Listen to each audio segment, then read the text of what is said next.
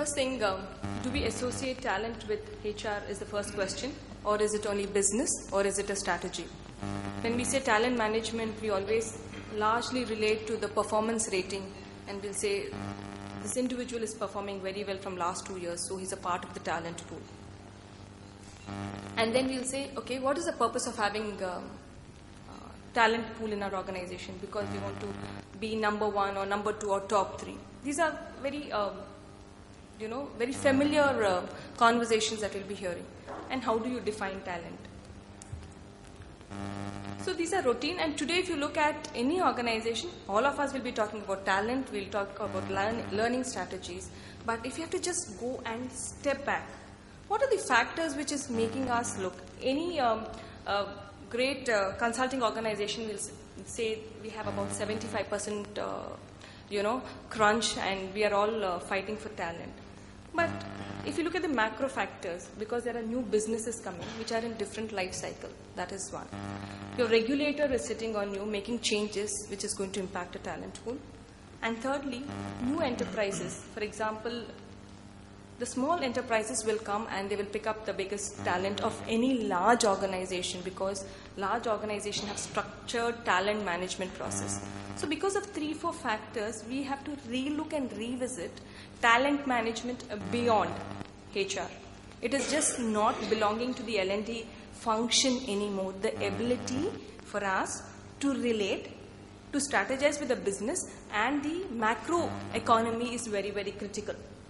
It is just not that I will take the training need analysis from each employee and say, okay, this is my business strategy. These are 5-6 programs I'm going to have.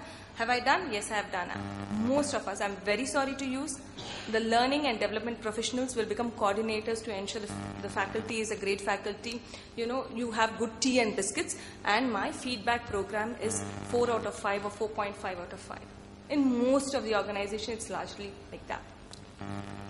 And every one of us know that 80% of the company's revenue is because of 20%. But as Mr. Yogi said, we are only restricting to those 20% who is mobile. They go, they take the talent along with them. And this is the 80%, the middle belly and the junior belly, which contributes. While the strategy is important, contribution is it's very, very important. For example, again taking back from his point, we need individuals, potential, who can collaborate, who can contribute, and not feel isolated that I cannot relate to the organization values because I'm a revenue generator. These are 3-4 things that we as L&D professionals need to keep in mind when we are handling the talent pool. Yes, they are very critical. The reward system is very different. The career growth is very different. It does not mean that you will not relate to your organization and to your organization values. While this is a very normal slide, I would like to focus here for a few seconds. Let's say we have a talent pool. We'll say this is the ability of the guy and this is the strategy of the organization. Many of us fail to understand, to disrupt our talent management process and to pause and say, how else can this talent be leveraged for the organization's growth? We are very, very conventional, saying yes, he's doing very well, he's doing very great, he's bringing revenue, so let's increase his volume. Can he disrupt the business model? These are the questions one needs to ask. We have a long-term strategy. We have a great framework. My question is simple. Most organizations, all multinationals and domestic organizations have great talent management framework. If so, where is that we are not effective? Let's look at this S-curve. And let me give you the example of Nokia. Nokia, I'm sure you all know, started as a manufacturing company. They were manufacturing tissue papers. Yeah, I'm sure they had a great talent management strategy. So they started off. So they were very, very successful. That is one where, can you all see at the back? Okay, it's talking about the S-curve. We all start off with a great talent management framework. Then what happened? I feel that my talent management framework is extremely effective because I'm producing results. I'm top 1 or top 3. That is when the organization reaches that stage, it is time for the organization to relook and revisit your strategy.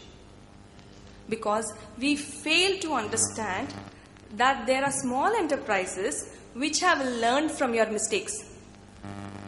and the strategy that they develop is fairly very difficult for us to catch up because we are used to a structured way of looking at talent and managing talent, right? So that is when many companies have taken a downbreak. For example, let's look at Kodak. Kodak cameras, you all remember? Kodak was so famous. They were doing very well. If they had anticipated that Nokia, from being a technology manufacturing company, they have entered into camera, into mobiles and into camera. They have invaded into another territory. Had Kodak just anticipated this, the way they would have managed talent would have been very difficult. So similarly, most of the organizations, they go through this life cycle where they start the framework. There's no doubt about it. But for them to anticipate, for this there are 2-3 critical things which is very, very important when you look at your talent management strategy.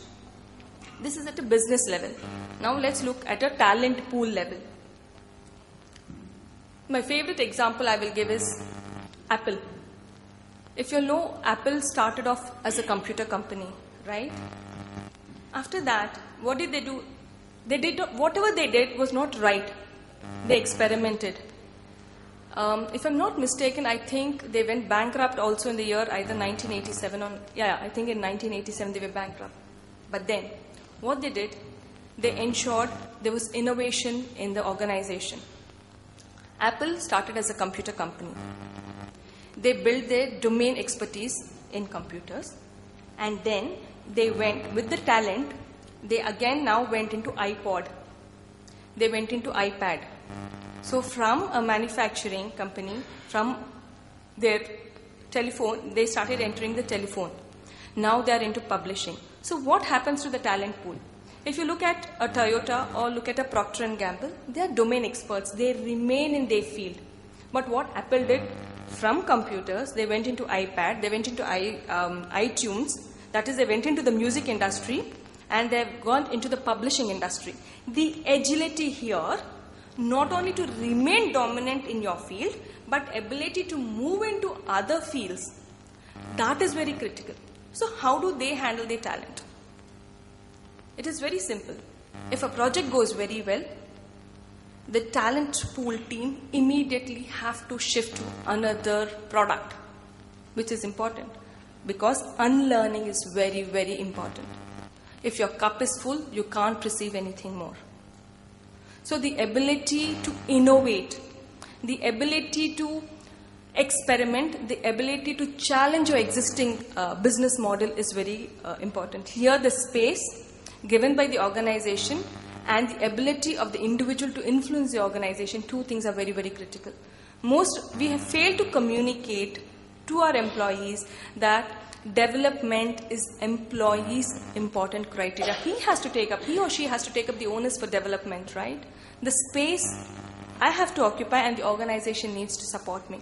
So what happened in Apple's case, they were not only moving into their fields, they were moving to other fields, and along with them they ensured that talent receives nothing but the best by moving from one industry to other and not only just from one product to the other.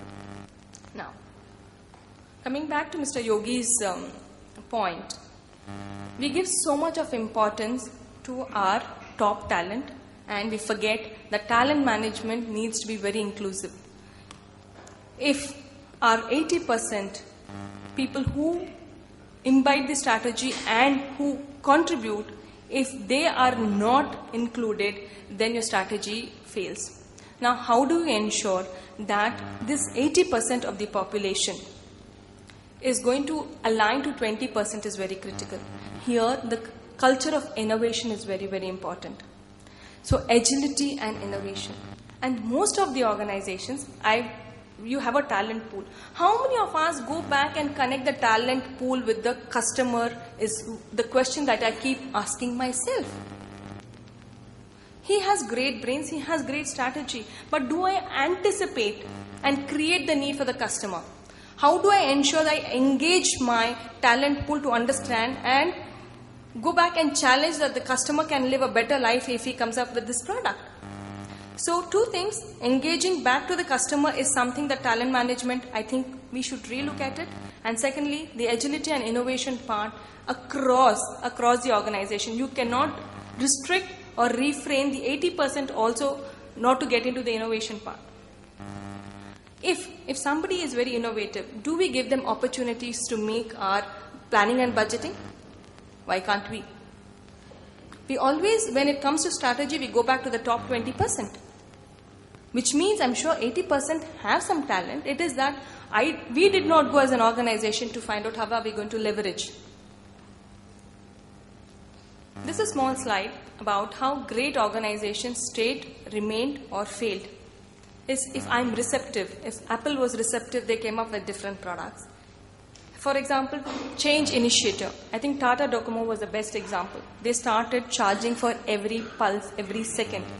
Followed others. Yeah. Change phobic. Kodak decided to stay back thinking nobody is going to beat them. And today they don't have any existence. And change junkie. Change junkie is very small. There was a small company in US called Netflix and one company called Blockbusters. Blockbusters had their CDs and VCDs. So if you needed a CD, VCD, you'll go there and you will just take it on rent. What Netflix did, they said, we will ship it to you. And during the weekend, you'll receive the CD or VCD. The next step, what Netflix did was, they said, we will send it to, there's an online library. So every organization, if I give a customer and my customer is satisfied, don't stay there. Go create the need. The learning strategy happens when my talent pool can connect with the customer. Coming back here, I'll just finish with that.